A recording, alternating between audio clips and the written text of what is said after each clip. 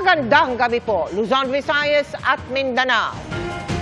Pinagpapaliwanag na ng LTO at LTFRB ang dalawang jeepney driver sa Caloocan na viral ngayon dahil naggitgitan sa makipot na daan. Hindi lang makakasuhan, posible rin silang mawalan ng lisensya dahil sa banggaan habang may mga sakay na pasahero. Ang nahulikam na away kalsada, nag-ugat umano sa pang-overtake. Tunghayan sa pagtutok ni Joseph Morong. Mahigit 8 milyong views na sa Facebook ang video na ito kung saan makikita ang tila hamunan at gitgitan ng dalawang jeep na ito sa isang masikip na daan. Ang jeep sa kanan naunang umabante.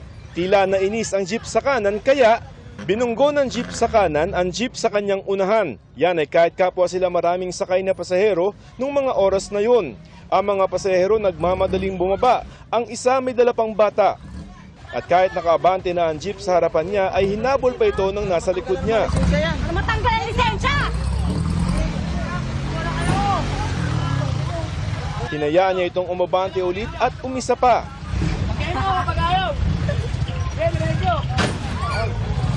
Nangyari ang gitgitang yan sa Borugo Street sa Camarin, Caloocan pasado alas 10 kagabi. Nakarating na sa Pulis Caloocan ang pangyayari at nagkaharap na rin ang dalawang driver. Batay sa investigasyon, nagkadikit ang dalawang jeep sa makipot na bahagi ng Borugo Street dahil may truck sa gilid ito. Nang pwede nang umabante, Pilit na unahan ito, mag-overtake itong si Vehicle 2 na nangyari, nasagi niya yung likuran at nabasag yung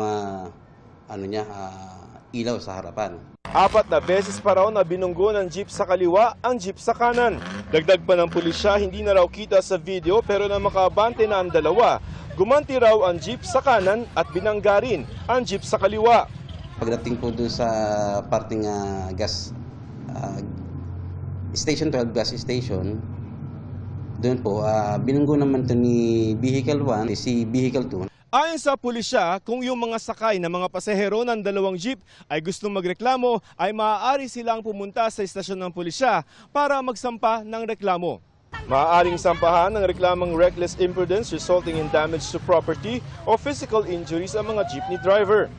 Kailangan po may complainant po. Naglabas na rin ng show cause order ang parehong Land Transportation Office o LTO at Land Transportation Franchising and Regulatory Board o LTFRB laban sa parehong jeepney driver. Ang LTO pinagpapaliwanag ang may-ari ng mga sasakyan kung bakit hindi sila dapat kasuhan ng reklamong pag-hire ng mga reckless na driver. At ang mga driver naman maaaring kasuhan ng reckless driving at obstruction of traffic.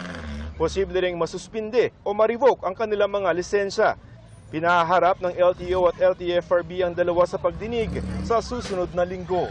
Para sa GMA Integrated News, Joseph Morong, nakatutok 24 oras.